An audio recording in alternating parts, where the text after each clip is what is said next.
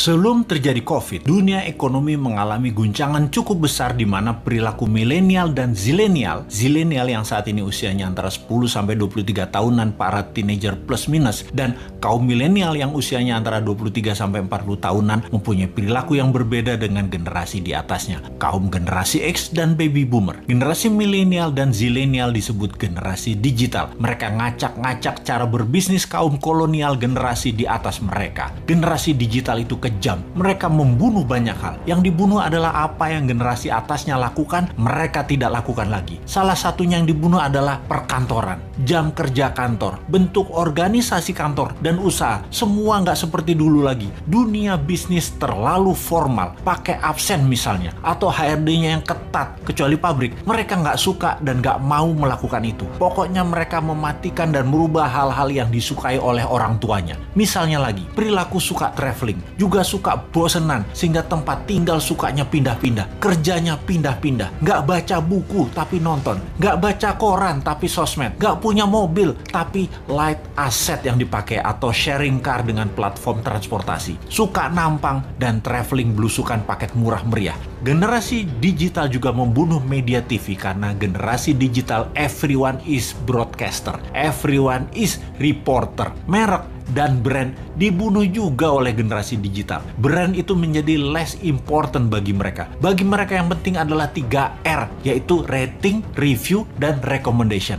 Lalu masuk masa COVID. Mendadak dunia bisnis menjadi harus digital. Tepatnya dipaksa menjadi digital. Dipaksa jualan lewat platform marketplace. Dipaksa jualan lewat iklan di sosmed. Dipaksa menggunakan gadget di tangan bisnisnya. Dunia UKM Indonesia tidak banyak yang siap. Tidak banyak yang paham. Dan dunia bisnis selama pandemi yang tidak janji kapan berakhirnya, kapan herd immunity-nya tercapai, tidak tahu kapan dunia terbebas dan menyelesaikan pandemi ini, maka dunia brick and mortar, dunia bisnis bata dan semen menjadi terancam. Apa saja dunia bata dan semen itu? Seperti gedung sekolah, tempat wisata, hotel, ruko, mall, perkantoran, crowd gather event seperti bioskop, konser, sport event, musik event, MICE, semua menjadi menggantung bisnisnya. Dibuka nggak terlalu untung, ditutup pasti rugi.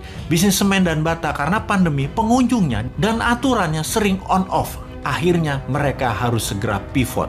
Hiburan pindah ke rumah, pindah ke tangan, pindah ke gadget. Pokoknya semuanya pindah ke digital.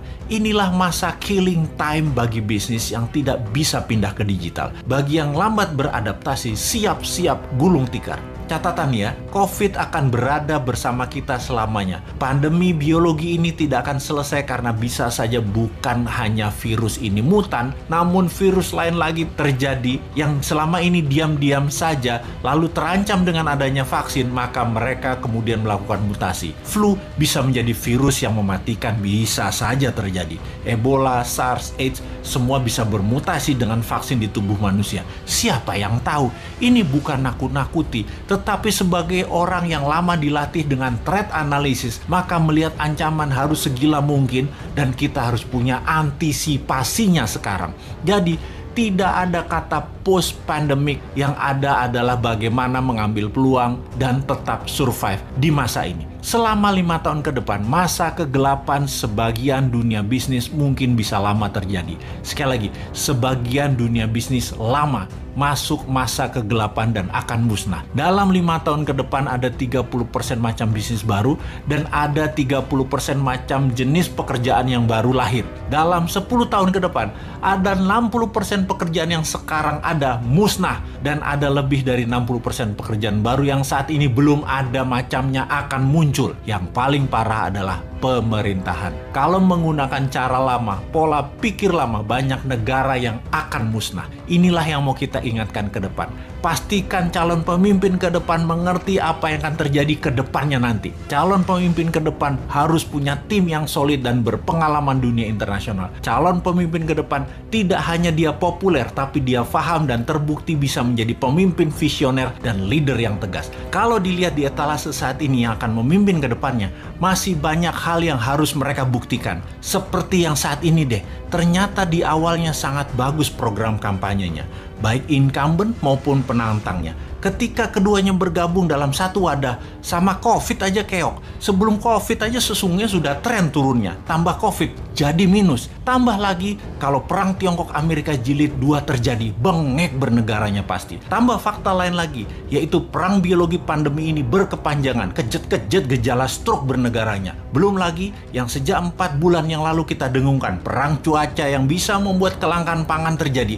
Wes ambiar bernegaranya kalau tidak bisa membuat antisipasinya. Jadi kita ngeledekin incumbent, kita lanjut ngeledekin oposisi yang tidak memberikan solusinya. Kemudian apa solusinya New Mind? Sabar, sebentar. Ini lagi celingukan kiri kanan ngecek ada agen globalis tukang siomay nggak bawa HT di depan rumah. Gue mau beli dulu. Avengers tuh apaan sih artinya? Itu kalimat saya pagi tadi ketika sarapan. Begini ayah, anak saya yang bungsu yang baru 12 tahun mencoba memberi jawaban versi dia. Dia melanjutkan, kalau ayah dizolimi lalu ayah melakukan tindakan balasan langsung, itu ayah melakukan revenge namanya. Ini dark justice ya ayah. Ayah balas langsung sendiri. Kalau ayah nggak bisa balas, lalu aku yang membalas perilaku zolim orang ke ayah, itu aku namanya Avengers. Kalimat itu cukup menyentak saya. Lumayan juga diajari anak zilenial ini. Straight to the gut, langsung tonjok perut. Dia melanjutkan, jadi ide-ide ayah di sosmed kalau banyak yang bergerak lalu membuat kekuatan melawan Thanos dunia, mereka adalah Avengers di dunia nyata. Asli ketonjok 2 kali ulu hati saya. Saya mantuk-mantuk berimajinasi sehingga berlanjut ke tindakan saya menginformasikan kepada sahabat semua. Jadi, melihat keadaan dunia saat ini yang dikuasai medical Thanos, harus kita menjadi Avengers terhadap kejahatan mereka. India misalnya punya obat non-Thanos yang mereka produksi sendiri. Hanya $40 atau 500 ribu rupiahan selesai masalah positif COVID dari diri seseorang dengan tingkat kesuksesan 98%. Di sisi ekonomi, keadaan ekonomi dunia yang dikuasai Thanos ekonomi yang namanya dolar dan sistem pinjaman IMF, kita harus buat imbangannya dengan rupiah. Thanos lain kita juga harus punya solusinya, yaitu mengalahkan Thanos teknologi Tiongkok, Thanos produk Tiongkok, Thanos uang Tiongkok, SDM Tiongkok yang sering dilindungi pejabat, yang kalau diganggu sama warga Indonesia akan mati Indonesia itu dan tidak akan dibantu lagi Indonesia itu sama Tiongkok. Ini berbahaya buat Tiongkok karena negara Tiongkok adalah satu-satunya yang bisa menolong ekonomi, dan jangan bikin marah karena mereka jadi nggak bisa bantu nantinya. Pejabat segitu rendahnya ya ke NKRI-anmu, kok herannya masih berkuasa dia? Padahal rakyat nggak pilih dia loh, tapi dia bisa melakukan apa aja saat ini. Segitu kuatnya tanaman program mindset di masyarakat ya. Tapi bener deh, saat ini buzzer banyak yang japri DM ke bosman untuk tobat, bahwa setelah keluarga mereka banyak terpapar COVID dan bahkan meninggal, mereka mikir juga untuk selamanya menjadi corong semu kebenaran. Waduh, bahaya ini kalau lover jadi hater. Kita tidak boleh membenci saudara sebangsa. Kita hanya mengingatkan perilakunya buzzer yang menjadi ancaman integritas dengan produknya membenci sesama anak bangsa. Kita harus sudahi. Para buzzer, tobat. Andalah pemecah belah kesatuan NKRI. Juga mereka di sekeliling pejabat di istana yang parnoan karena tidak ingin sisi lain anak bangsa dapat porsi. Menjadi pembisik pejabat dengan memberikan informasi untuk membenci kelompok yang menjual agama. Dan ini adalah generalisir yang berbahaya. Pendekatan solusi tersering dengan kekerasan itu juga harus disudahi. Ini bisa semakin meruncing perbedaan dan ini menunjukkan ketidaknegarawanan pejabat serba bisa itu. Karena apa-apa dia yang ditugaskan untuk menyelesaikan harusnya dirangkul. Harusnya anak itu kalau salah jangan dimarahi atau dihukum, tetapi dirangkul. Pak Harto sukses selama 32